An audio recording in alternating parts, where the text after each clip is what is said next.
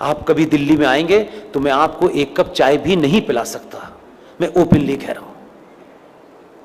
इसलिए मुझे तकलीफ इस बात की है कि इस युद्ध में जो कुछ जीत करके हम आगे भी लाते हैं, लोगों की उदासीनता, लोगों का सोना, कभी कभी ये मायूस करता है हमको कि हम इस लड़ाई के लिए भी आपसे कुछ नहीं मांगते हैं, न किसी पे एहसान करते हैं। लेकिन इस संचार क्रांति के दौर में आपके पास तमाम चीजों के लिए समय है, लेकिन आपके और भारत राष्ट्र के लिए इतना बड़ा फैसला कराने में हमारी जान निकल गई है, लेकिन आपको उस फैसले के बारे में तक नहीं पता। और उस फैसले, ऐसा फैसला सुप्रीम कोर्ट ने पिछले 20 साल में नहीं दिया, वो दे दिया फैसला। अब हम उस फैसले को जाने भी और जन जन तक पहुंचाएं। हम पे थोड़ा रहम कीजिए, हम पे थोड़ा तरस खाइए भाई। ये इसलिए कह रहा हूं कि इससे ज्यादा और शब्दों में नहीं कह सकता। 2018 में सुप्रीम कोर्ट के अंदर जस्टिस अरुण मिश्रा जी, जस्टिस अमिताभ राय साहब इतना बड़ा फैसला दिया है, लेकिन उसकी 90% लड़ाई मुझे और आपको लड़नी है।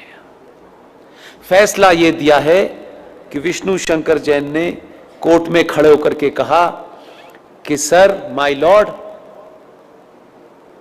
देश के स्टेशन हो, बस स्टैंड हो, सड़क हो, एक्सप्रेसवे हो, जितनी भी सार्वजनिक जगह हैं इस देश में, हर सार्वजनिक जगह के ऊपर मस्जिदें बनी हुई हैं, मज़ारें बनी हुई हैं और बेतहाशा बनी हुई हैं। सड़कों के बीचों बीच में पीर बाबा मर गए हैं, कहीं स्टेशन पे मर गए हैं, कहीं छत पे मर गए हैं, यानी फ्लाईओवर तक पे भी पीर बाबा मरे हैं।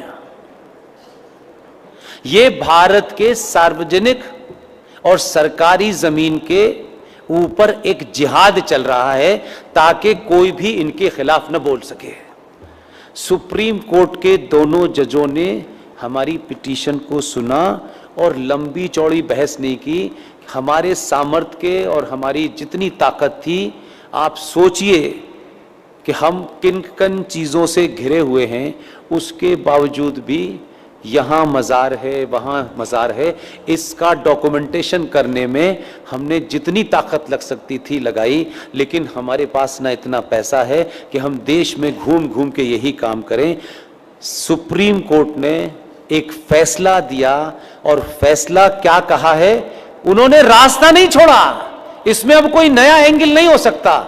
2018 में माननीय जज साहब जस्टिस अरुण मिश्रा जी, माननीय सुप्रीम कोर्ट के जज साहब अमिताभ राय साहब ने ये कहा है कि राज्य सरकारें पूरे देश में अपने अपने स्टेट में जहां भी सरकारी जमीन पर इल्लीगल स्ट्रक्चर बने हैं, उन्हें तत्काल प्रभाव से डिमोलिश करें और इसकी रिपोर्ट हाई कोर्ट में जमा करें। यह ऑर्डर सनातनियों को नहीं पता,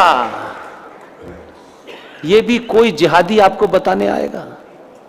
आपको अपने फायदे की भी चीज पता नहीं है, शत्रु का भी पता नहीं है भाई, तो कैसे समझाएं? घर घर जाके समझाने की हमारे पास ताकत नहीं है।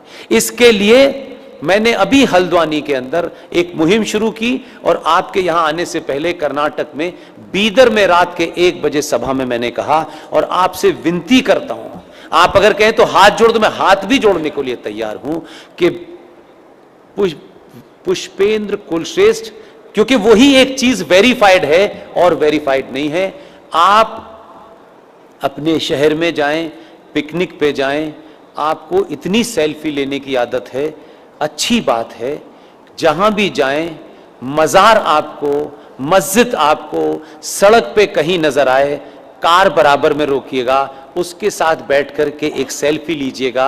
आपकी तस्वीर हो उस मज़ार की, उस मस्जिद की जो सार्वजनिक स्थलों पे बनी हुई हो, उसकी सेल्फी लेकर के मेरे फेसबुक अकाउंट पर पुष्पेंद्र कुलश्रेष्ठ वेरीफाइड पर पोस्ट इसलिए कर दीजिए कि उसी का प्रिंट आउट निकाल करके हमको कोर्ट में जमा करना है।